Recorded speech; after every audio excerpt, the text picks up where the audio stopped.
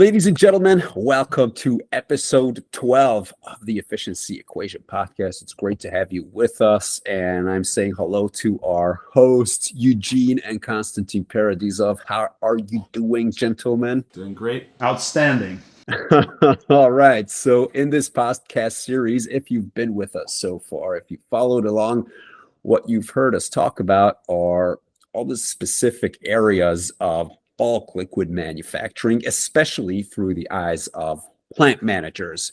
And we look at all the challenges and possible solutions to handling these problems and challenges. And today, what we want to talk about is shipping containers, because obviously manufacturing liquids and powders involves shipping stuff in containers. And as nothing is easy in manufacturing, again, shipping containers and putting stuff into containers has its own challenges. So we want to kick off with that and just talk about what are some of the different scenarios for shipping containers. Let's just take it from there. When we're dealing with manufacturing, we have three main different uses for storage containers that manufacturers face. That is receiving material when it comes into the plant, temporary storage when the material stays on site inside the container and waits until it gets into production, and shipping finished goods once it's made and shipped on either truck or rail car or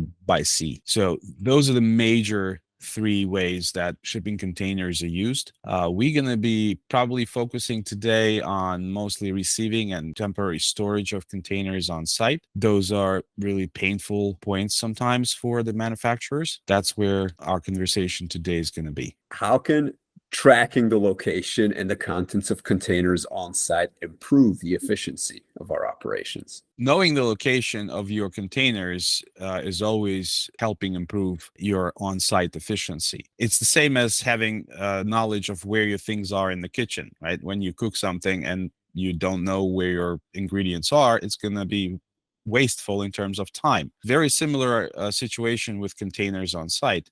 You want to know exactly where they are and how long they have been there and what they have inside.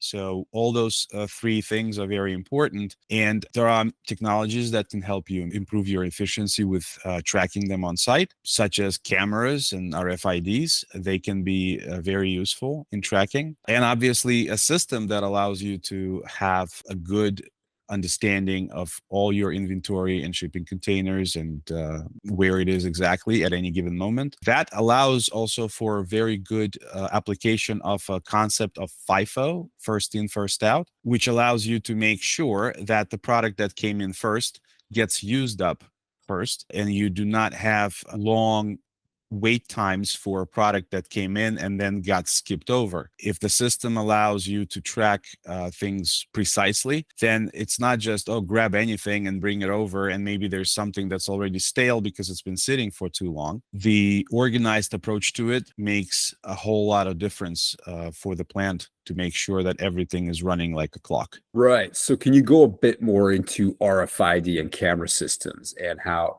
those pieces of the technology fit into tracking containers? Because that's an exciting area. Well, think of RFID tags as barcodes on your grocery items. They help identify the items uniquely. And think of cameras as your eyes monitoring where everything is. So when you have those two technologies on site, you can tell where you have stuff and what this is.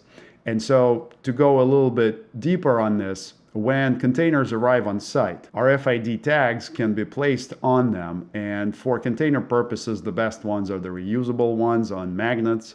So as long as you have your process set up such that operators go in and apply the tags, then from that moment on, if you have your parking lot or any staging areas equipped with RFID readers, you know in real time where everything is. And so that then allows you to not have to send people out to take inventory of stuff. So a lot of places that are not equipped with this technology, they deal with the issue of having to send somebody maybe once a day, maybe twice a day, 3 times a day to basically look at everything in their staging area or parking lot and write down the physical inventory. And that may be lagging information. So if between those points in time when you took the inventory, something disappeared, you now have to think, well, okay, it's 24 hours ago, so what happened? And then there's a lot more to look into. But if you have this technology, you know in real time where stuff is. Okay. And another piece of technology that potentially comes into play here is computer vision. How does that play into the tracking process? Well, computer vision is basically an AI application of cameras, right? So you have cameras pointed at different areas of your on-site storage. Could be some cameras by the gates where you have containers coming in and out. Some cameras pointed at storage areas specifically on site so that the cameras can see the containers and especially their identification numbers, because every container has a number written on it. Cameras can be used to recognize what they are looking at, especially the ID of the container, and by doing so, tell the system that you're using where the container is. So location of the container specifically down to the placement spot on your parking lot or wherever you're keeping them can be facilitated by the AI cameras. Also, containers coming and going can be tracked by those cameras. Sometimes RFID may not be as precise as to where the container is. You can put an RFID scanner on the gates so that you know that a container just passed the gates, but you may not know which direction it passed. You may need to have couple of scanners to detect the direction of the container. With cameras, it's much easier to detect which way the container was going, in or out. So proper placement of cameras and AI that can recognize that the container ID is such and such will help you track them even more precisely. I want to add a couple of points on this topic because people might be listening to us and thinking, why does that matter to me? Is this just some abstract use case? And this goes back to the volume of production and volume of shipping in and out at your facility. So if you're only receiving or sending trucks out a couple times a week, you may not need to worry about this. You may just send somebody to take a look at what's coming in and handle it the old way. But if you have a facility where trucks are coming in with shipments and trucks are leaving around the clock, 5 days a week or 7 days a week all the time, then this becomes very repetitive. And this is where technology shines, because now you can have the automation help you take care of the mundane tasks of receiving and shipping out the product. One point I want to make is that not all shipping containers are created equal. So of course, with this technology, there are some challenges just because the shipping industry has different levels of maturity with different types of shipping containers. And so if we're talking about standard shipping cargo containers, those boxes that are put on the ships and come in and brought in on land, those have standardized areas where they put identification information. And so for AI cameras, it's actually much more predictable, much easier to design good mechanisms to track them, as opposed to tanker trailers with those tanker trucks that bring in liquids. The standardization is not up at the same level yet. And so they may have markings in huge font in the back of the truck, or they may have something tiny. And if it's tiny, then the camera may not catch that, and you still need human involvement. So this is where this technology is evolving, and we hope that the industry also catches up in terms of the standards for how these things are marked as the volume picks up. The main point is that all of this is dependent on whether the manufacturer has high volume of traffic. And whenever they do, it's better to have technology in place. Great. So how can plant managers optimize the time that containers spend on site? for production use? Two things that are important here. And once again, we're talking about whether you have high traffic of raw materials coming into your plant and finished products going out. If you are having a high traffic, high volume situation, and you're trying to optimize the use of your facility, then what's going to be important to you is that these containers arrive like clockwork, because usually they have a long lead time. It's not like you can call today and say, hey, Sam, send me a container tomorrow. It doesn't work that way. So usually those containers travel overseas, and those things could take 2 months and 3 months. You have to coordinate with your purchasing department to make sure that they schedule shipments of these containers at even intervals that are very predictable.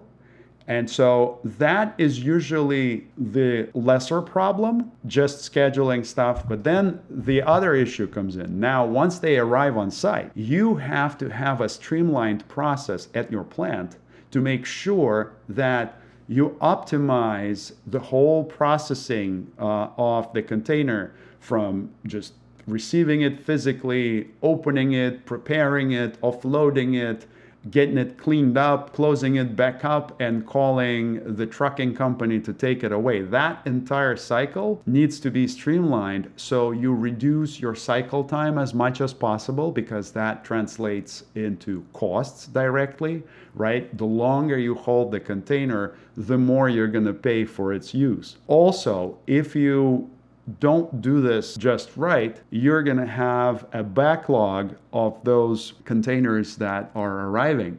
So you have to coordinate the interval with which the purchasing department ships you this stuff with the cycle time that you've optimized for handling all of this. And so it needs to come in and go out, come in and go out. And that way you can actually optimize the entire process. So there are two things to think about, and this is where you first get into lean manufacturing and Six Sigma principles to look at the process holistically and figure out where the time is being wasted, and think of ways to shrink that or eliminate that entirely. And once you start thinking along that path, this is where the systems solutions come as useful tools to help you on that journey. What happens when the container is en route? Obviously, you want to be tracking it because you need to know where they are at any given time. So how does that play into improving efficiency? Knowing where your shipment is always good, because what we just talked about before was production efficiency when the container is on site. For the container to be on site, it needs to get there.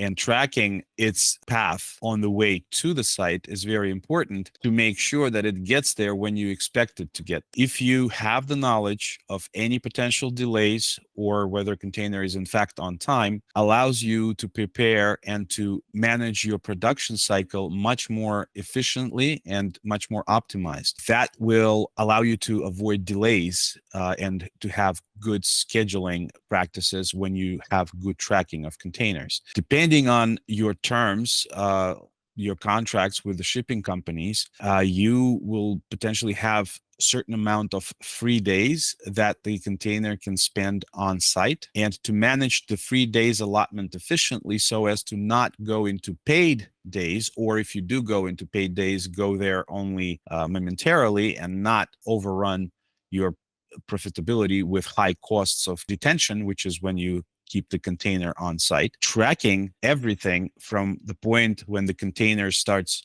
its way to you to the point where it actually shows up on your site is very, very important. So that's the cost optimization right there, because everything from detention to demurrage and to potentially the chassis costs that companies will charge you can be optimized. And the lower the costs, the better the efficiency. Speaking of the latter, demurrage and detention costs, how can tracking systems help optimize those? So demurrage and detention are costs for having the container stay longer at the terminal or on site. Usually, demurrage refers to keeping your container that arrived for you at the port longer than you're allowed to. And detention would be once that container leaves the port and comes on site, just holding it up. So the shipping companies, they even have different definitions for this stuff, because I studied this and tried to figure out who calls what. So demurrage is usually, it's the word that people use, but it might have slightly broader or narrower meaning. And then detention is used by different shipping companies on both sides of, whether it's on your site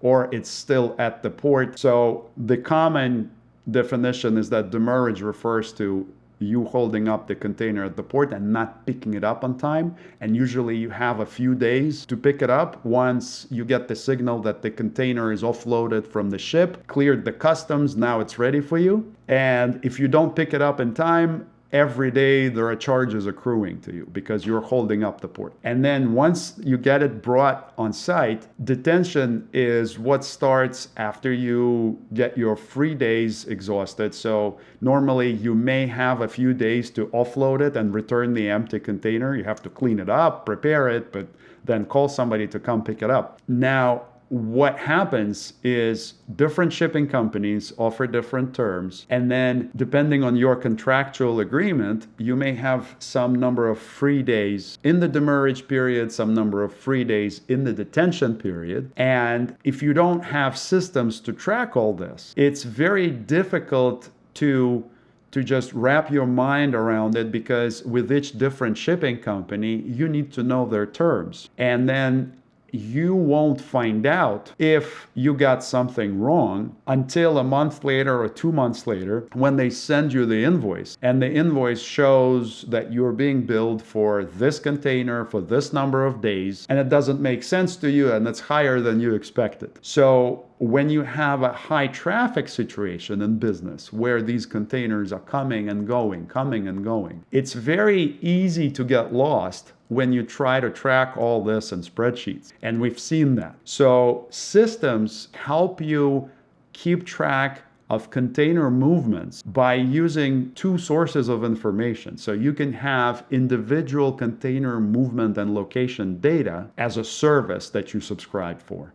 And then you have the invoices, and the invoices will have line item detail saying, we're charging you for this container for just keeping it on site longer for detention, or we're charging you for this container for rental of chassis which are under the container that are used to bring the container on site. And what really complicates things is that you may get multiple invoices for the same container, because the shipping companies send them usually monthly, and you may have a container on site that came in last month and left this month, or a container on site that stayed there for 3 months. So then you would expect to see 3 invoices mentioning that container. But even with the shipping company billing departments, sometimes you have gaps. So you might have like 2 invoices, then nothing, then a 3rd invoice for that same container. Now imagine that when you have 100 containers that you have to look through. And each one you have to line up with,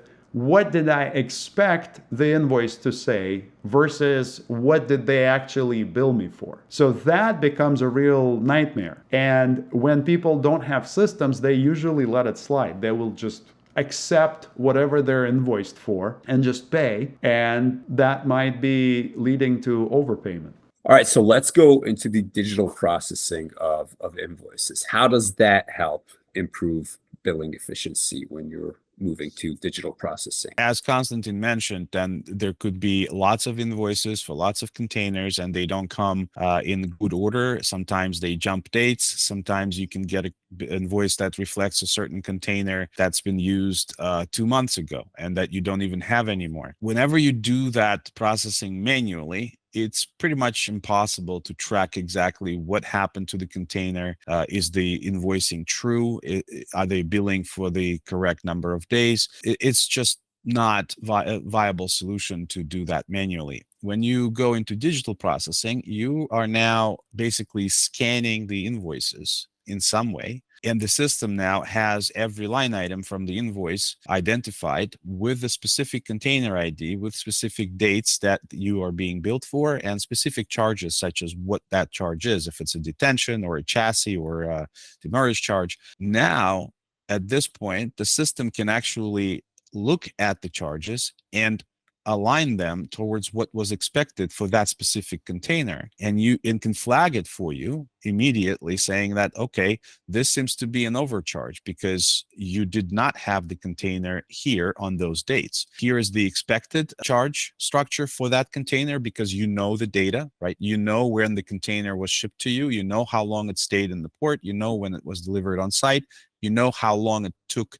for the container to go through its production cycle and be released from the site. When you know all that data, you can very precisely calculate the charges that you will be facing for that specific container. And now when the invoices come in digitally and get processed into the system, you can now compare specific container calculations that you had in the system versus what you're being charged. That will allow you to improve your costs in terms of not overpaying anything that you should not be overpaying, and you're basically going to be better off with more money left on the table for the company instead of just giving it up for the containers. So what happens when we bring OCR and AI into the picture? How do these technologies help with billing? You have invoices that come in different form, and you have the need to look at line item level data and reconcile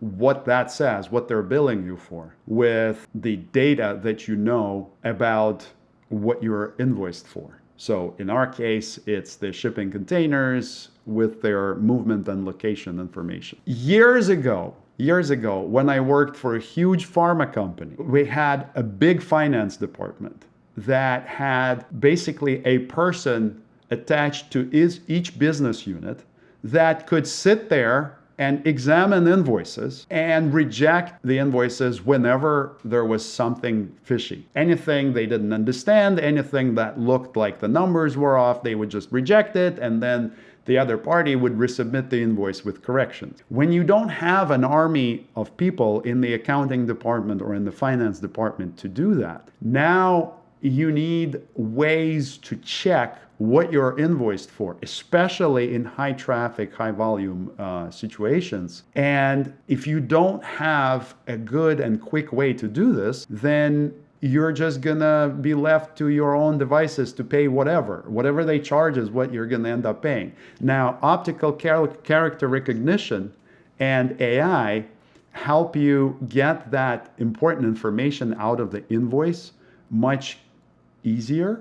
And I have experimented with that technology, and I gotta say, when you have coded one of these features to actually take an invoice and get the data out and use all the latest Python libraries, you then begin to appreciate that just at our fingertips, companies like Microsoft have published technology that costs pennies to do this kind of stuff. And their models are so nicely fine-tuned that their accuracy is much greater than a lot of people can just make themselves by using the latest Python libraries. It's also the art of finding this good balance between technology and cost. And so in this case, we've been lucky enough to find this and play with it and see that, yes, you don't have to show an invoice to a person and say, well, get me all of that and type it up so I can reconcile it. They will actually let you do that in Azure and send you the data of what was in the line item data. And then you can take that into your system and do reconciliation. And then the user that comes to look at this only has to look at it and bless it and see if it makes sense directionally, so we've come a long way to being able to cut out a lot of wasted time on this. OCR and AI play a huge role if you just know to go for that and use that, because that is going to give you the capability of checking what you're billed for in high traffic situations and not overpay. So finally, how can companies pre-calculate demurrage and detention costs to avoid these surprises? Having a system that does it for you will allow you to get all the terms of the contracts that you have with your shipping companies for demurrage and detention. And that includes multi-layered structure of charges and how many free days you have. Because, there could be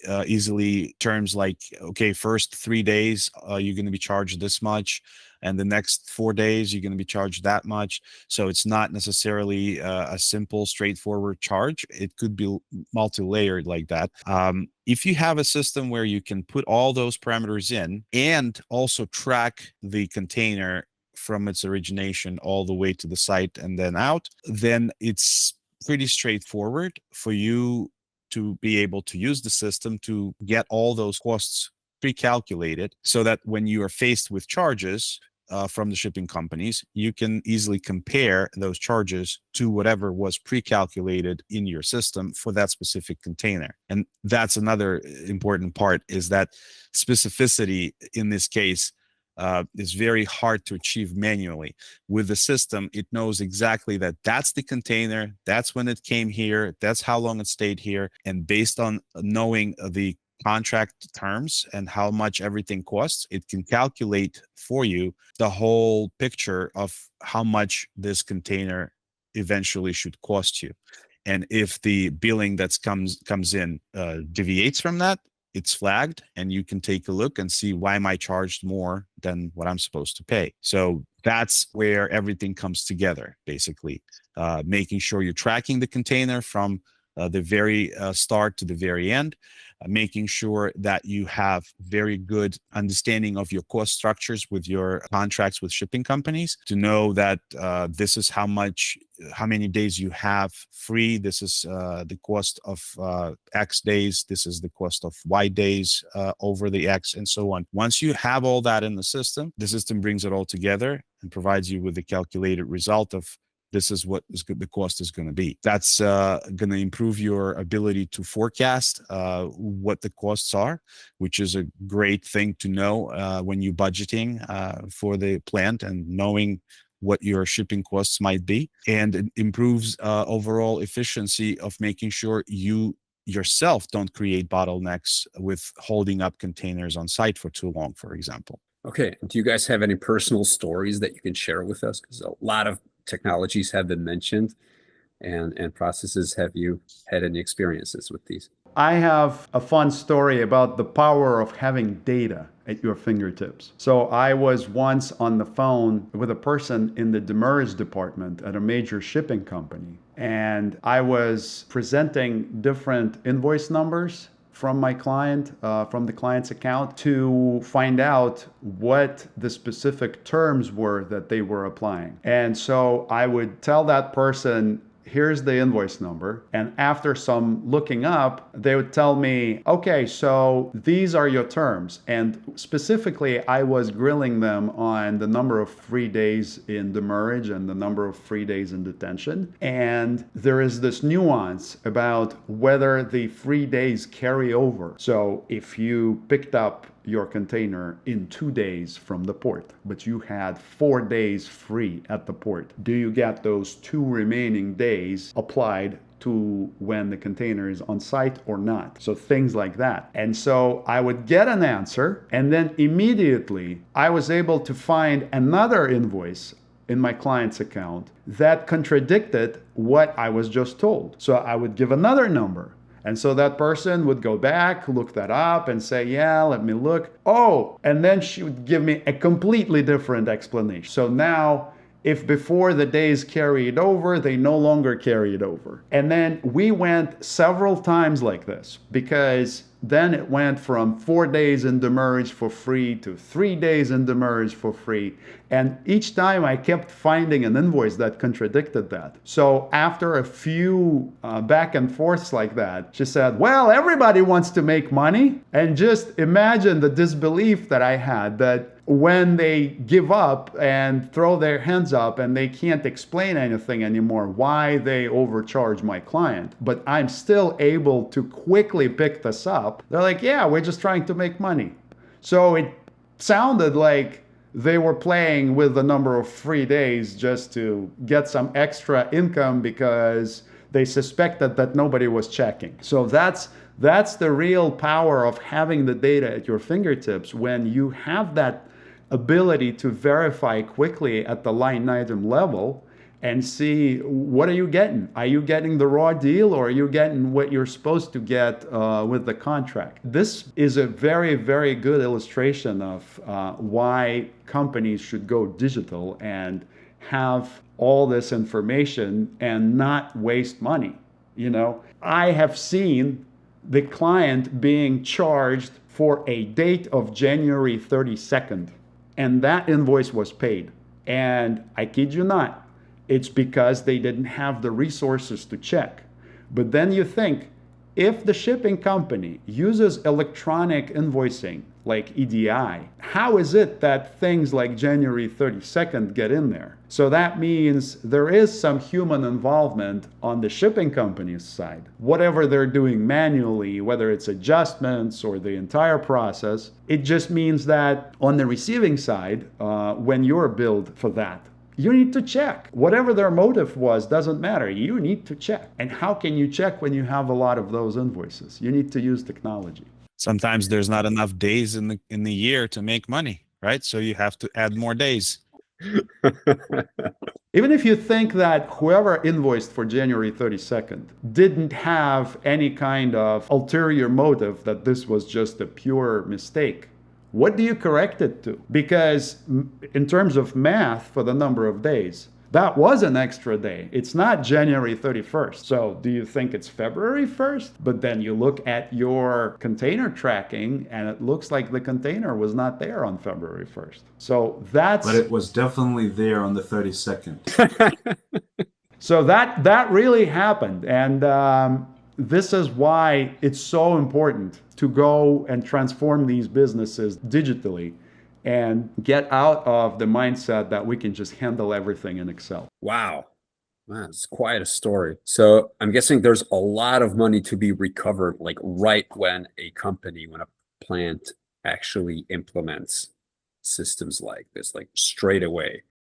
To your point about recovering the money, think about the shipping companies. They know very well who they can do this to.